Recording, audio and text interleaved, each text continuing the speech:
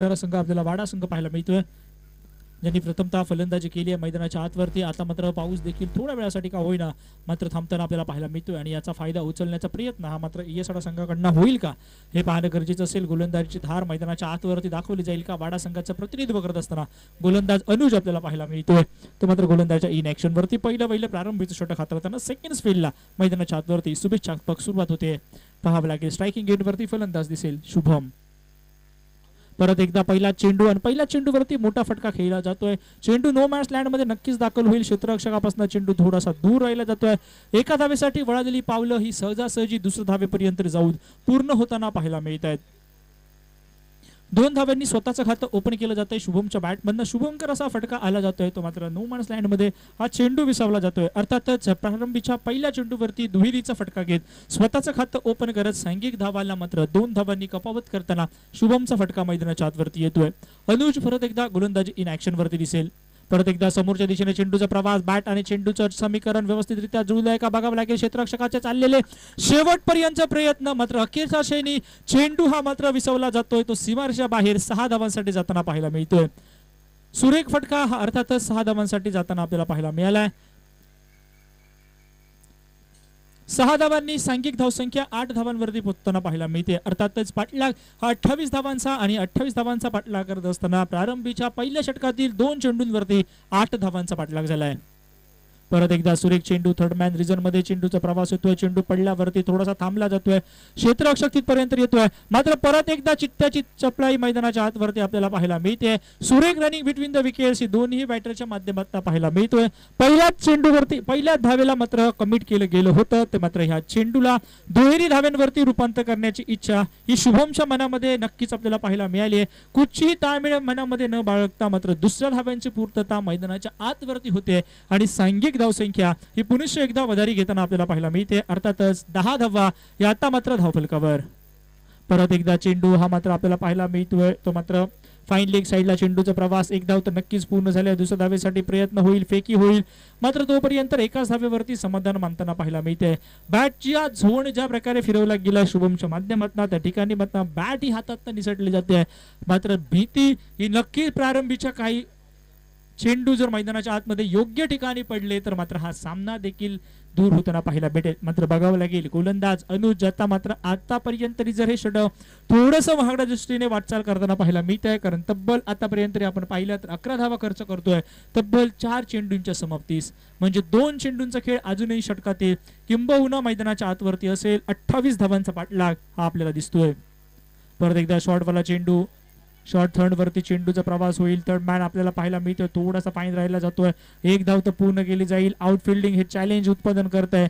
मात्र तोपर्यंत दुहेरी धाव्यांची लहर ही मैदानाच्या आतवरती उठताना पाहायला मिळते. थोडंसं महागडं षटक. अनुजला मात्र काहीतरी प्रश्न मैदानाच्या आतवरती कठीण विचारावे लागतील. प्रश्नांना मारा करावा लागेल. दोन्ही फलंदाज सहजासहजी धावा जमवला जात आहे. क्षेत्ररक्षणामध्ये थोडीशी व्यूहरचनेमध्ये बदल करावा लागेल. प्रारंभीच्या चेंडूपासून थोडंसं अट्रॅक्टिव्ह क्षेत्ररक्षण सजवणं गरजेचं होतं. ते देखील कुठेतरी मागे राहिलं जात आहे. मात्र एखाद दुसरा चेंडू जर मोमेंटम प्राप्त करून देणारा मैदानाच्या आतवरती झाला तर नक्कीच वाडा संघ परत एकदा या मॅच मध्ये वापसी करताना आपल्याला दिसेल. परत एकदा सुरेख चेंडू, त्यावरती तेवढा घुटना टेकवाला फटका. मात्र पाणी त्या ठिकाणी पाहायला मिळतंय. चेंडू अडवला जातोय. एका धावेसाठी वळालेली पावलं ही सहजासहजी दुसऱ्या धावेपर्यंत जाऊन पूर्णत्वास होत आहेत आणि प्रारंभीच्या पहिल्या षटकाचा खेळ हा पूर्ण होतोय. अर्थातच 28 धावांचा पाठलाग हा मैदानाच्या आतवरती चाललाय आणि 28 धावांच्या पाठलागाला आतापर्यंत मात्र 15 धावा या पूर्ण झाल्या आहेत. अर्थातच 12 चेंडूंचा खेळ बाकी आहे आणि या 12 चेंडूंच्या खेळामध्ये गरज असेल ती अर्थातच 13 धावांची. PS स्पोर्ट षटक, मॅजिकल षटक, ज्या षटकावरती हा सामना संपूर्ण संपवण्याची जबाबदारी असेल. मात्र जर विकेट्स गेला तर मॅच ऑन होईल. काय होईल या षटकावरती हे पाहणं गरजेचं आहे. या षटकाला थोडीशी धास्ती वाटते. या षटकाला थोडीशी मजा देखील येते. एखाद्या वेळेने जर 15 मगाच्या षटकावरती बघितलं तर मगाच्या मॅच मध्ये 16 धावा झाल्या होत्या. मात्र विकेट पहिल्या चेंडूवरती गेला त्यामुळे मात्र त्या धावा 16च राहिल्या. जर विकेट्स गेला नसता आणि 16 धावा मिळाल्या असत्या तर 32 झाल्या असत्या. मात्र हे जे शेवटचं हे जे दुसरं षटक आहे जे PS षटक म्हणून ज्याला ओळखलं जातंय या मॅच मध्ये ह्या पिवळ्या चेंडूवरती खेळलं जाते. मात्र सहजासहजी या चेंडूवरती मोठे फटके येतील का? मात्र सर्व क्षेत्ररक्षक हे 30 यार्ड सर्कलच्या आतमध्ये आपल्याला पाहायला मिळत आहेत. निलेश कदम. 12 चेंडूंचा खेळ बाकी आहे, 13ची गरज आहे. आता मात्र कठीण प्रश्न मैदानाच्या आतवरती उपस्थित करावे लागतील. पहिला चेंडू आणि पहिल्या चेंडूला मात्र लाईन आणि लेंथ भरकटली जाते. पहिल्या चेंडूला थोडंसं वाशी टू काशी बसवलं जातं, पहिल्या चेंडूला स्वैर पाठवला जातोय. आता मात्र रन बॉल सिच्युएशन येते. 12ला 12ची गरज, 16 धब्बा धावफलकावरती. परत एकदा चेंडू पडल्यावरती थोडासा बाहेर साईडने मूव्ह करताना पाहायला मिळतोय. या चेंडूची खासियत देखील तेवढीच आहे ना, जहा चेंडूचा आपण ग्रीप बघितलं तर वरच्या साईडने लेदर अक्षर परमराम चेंडू सारखा हा चेंडू आहे. म्हणजे जर तुम्ही त्या ग्रीपला पकडून जर चेंडू पाळकला आणि तुम्ही फक्त मनगटी साह्याने जर चेंडू हा हातळवताय तर मात्र फलंदाज त्या चेंडूवरती नांगी टाकताना आपल्याला पाहायला भेटेल. मात्र तोपर्यंत चेंडू हा स्वैर जातोय. एक चांगला आलाय तर दुसरा परत एकदा स्वैर आलाय. सांघिक धावसंख्या 17 धावांवरती. 11 चेंडूंचा खेळ बाकी आहे, 11ची गरज असेल. गोलंदाजी मार्क वरती निलेश आपल्याला पाहायला मिळतात. निलेश कदम ऍक्शन वरती. परत एकदा फटका तर फसलाय, बघावं लागेल. क्षेत्ररक्षक त्या ठिकाणी आहे, चेंडू हातामध्ये समाविष्ट करेल का? आणि यस, जी आता रन बॉल सिच्युएशन झाली आहे तीच सिच्युएशन पुढे चालली जाईल, कारण शुभम हा मात्र back to the pavilion. Match मध्ये टर्निंग आली आहे, मॅच मध्ये विकेट्स आले. जर विकेट्स येते तर या मॅचला नक्कीच मजा येताना आपल्याला पाहायला मिळेल. अजूनही 10 चेंडूंचा खेळ बाकी आहे आणि 11 धावांची गरज असेल.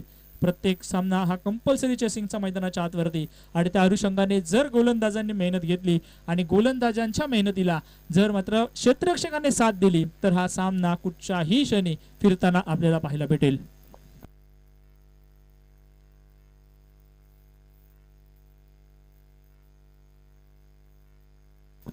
प्रशांत आचरेकर न्यू बॅटर आता मात्र आपल्याला पाहायला भेटेल. स्ट्रायकिंग एंड वरती शुभम आपलं काम खूप चांगल्या रीतीने केलं. एक षटकार, 2 धावांचे 2 फटके, एक सिंगल घेतले, एक बॉल डॉट आहे आणि एक आउट झालाय. म्हणजे एकंदरीत चांगली इकॉनॉमिकली फलंदाजी करून आपल्या संघाला सुस्थितीमध्ये पोहोचून हा मात्र मैदानाच्या बाहेर आलाय. आता मात्र जागा घेण्यासाठी प्रशांत आचरेकर नवीन बॅटर डाव्या हाताचा.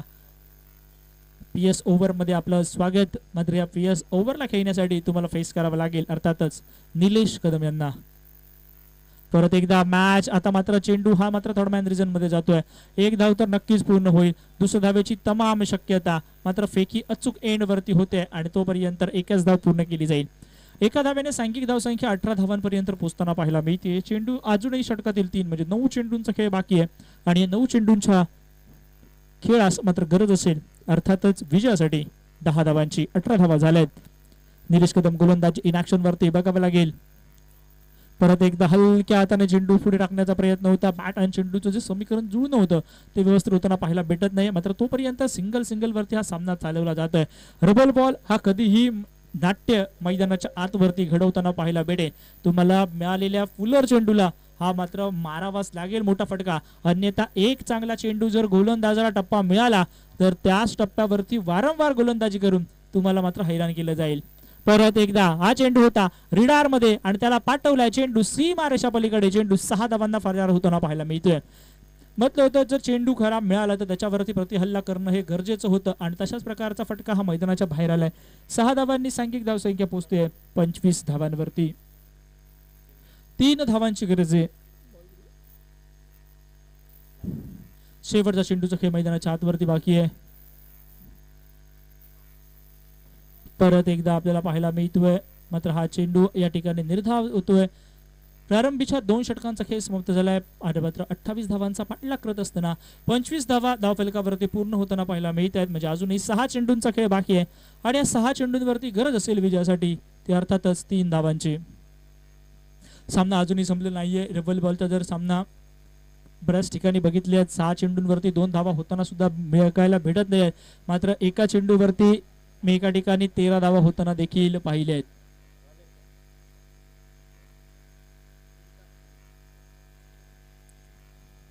ओमकार कदम शेवटचं षटक हाताळलं जाईल. या गोलंदाजाच्या माध्यमातून थोडीशी एनर्जी घेऊन यावी लागेल. थोडंसं क्षेत्ररक्षक तुम्हाला अट्रॅक्टिव्ह सजवावं लागेल. थर्ड मॅन वरती जास्त जबाबदारी असेल. पॉइंट वरती क्षेत्ररक्षक पाहायला मिळतोय. आपण पाहिलं तर मिड ऑफ वरती एक क्षेत्ररक्षक पाहायला मिळतोय. म्हणजे क्षेत्ररक्षण थोडंसं आक्रमक सजवलंय. आता मात्र टेनिस पाले क्षेत्ररक्षण सजवलंय. मात्र तोपर्यंत चेंडू हा मात्र निर्धाव येतोय. तो अर्थातच निर्धाव जाताना पाहायला मिळतोय. 5 चेंडूंचा खेळ बाकी आहे आणि या 5 चेंडूंना गरज असेल ती 3 धावांची. चांगली गोलंदाजी ओमकार कडनं. परत एकदा हो हो तेज तर्रार रफ्तार रफ्तार आणि रफ्तार से की रफ्तार म्हणावं लागेल. सलगचे 2 चेंडू. कठीण प्रश्न मैदानाच्या आतवरती. मॅच गरमागरम मोड मध्ये येईल का? स्ट्रायकिंग एंड वरती फलंदाज महेश आपल्याला पाहायला मिळत आहेत. ज्या महेशला आता मात्र दोन्ही चेंडूंचा वास कसा होता टेनिस क्रिकेटचा तो दाखवलाय आणि मात्र 2 चेंडू ओमकारने निर्धाव सोडवलेत. आता मात्र बघावं लागेल पुढचा चेंडू. परत एकदा मात्र थोडीशी लाईन थोडीशी लेन थोडीशी दिशा भरकटली जाते. चेंडू स्वर होतोय. 2 चेंडू खूप चांगल्यारीत्या मैदानाच्या आतवरती हाताळले आहेत. मात्र त्या 2 चेंडूंवर घेतलेली मेहनत या चेंडूला फुकट घालवली आहे. कारण चेंडू स्वर आहे. 4 चेंडूंचा खेळ बाकी आहे. 2 ची गरज. परत एकदा आणि तोपर्यंत आवाज येतोय आणि पंचांचं बोट आकाशाच्या दिशेने. ओमकार ह्या मॅचला मात्र टर्निंग मिळवून देतोय. 3 चेंडूंचा खेळ बाकी आहे. 2 ची गरज. मॅच ऑन आहे. कंपल्सरी चेसिंगचा हा सामना सकाळच्या सत्रामध्ये तिसरी मॅच अशाच प्रकारे झाली होती. ज्या मॅच मध्ये 5 चेंडूंवरती 3 धावा बनवल्या गेल्या नव्हत्या. आता मात्र 3 चेंडूंवरती 2 धावांची गरज आहे. ओमकार कंपल्सरी चेसिंग स्पर्धेची नियमावली. नवीन बॅटर देखील ओमकार आपल्याला पाहायला मिळते. ओमकार वर्सेस ओमकार. आता मात्र बघावं लागेल.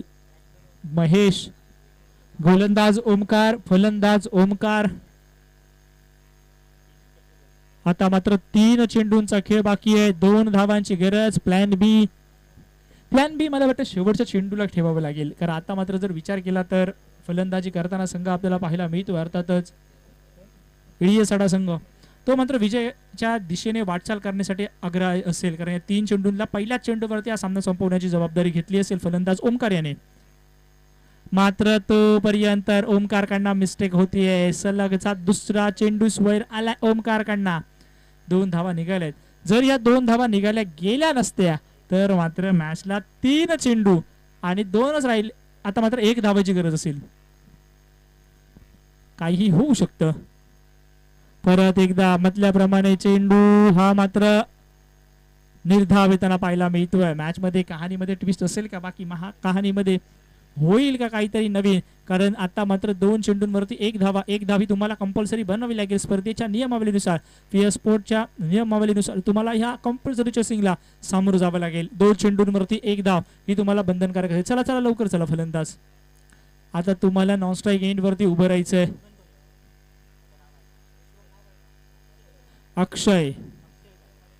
अक्षय वाडेकर नवीन बॅटर. चला अक्षय नॉन स्ट्राईक एंड वरती आपल्याला पाहायला मिळतील.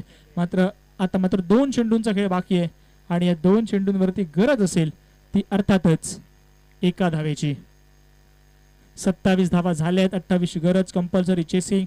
नवीन फलंदाज आपल्याला पाहायला मिळत आहेत. प्रशांत आचरेकर स्ट्रायकिंग एंड वरती ज्यांच्या बॅटमधनं 1 षटकार 1 सिंगल आली आहे. नवीन फलंदाज अक्षय वाडिये हा मात्र आपल्याला नॉन स्ट्राईक एंड वरती पाहायला मिळेल. डाव्या हाताचा बॅटर देखील आपल्याला दिसत आहेत. आता मात्र बघावं लागेल काय घडेल काय बिघडेल राहिलेल्या 2 चेंडूंवरती. जर हा चेंडू निर्धाव येतोय तर मात्र मॅचला रंगेदार येऊ शकते. ओमकार हा चेंडू निर्धाव हाताळेल का? मात्र तोपर्यंत चेंडू स्वैर. बॅटने मी तुम्हाला मॅच जिंकू देणार नाही हा जवळजवळ निश्चय करून ओमकार हा कदम मात्र मैदानावरती आपल्याला पाहायला भेटत होता.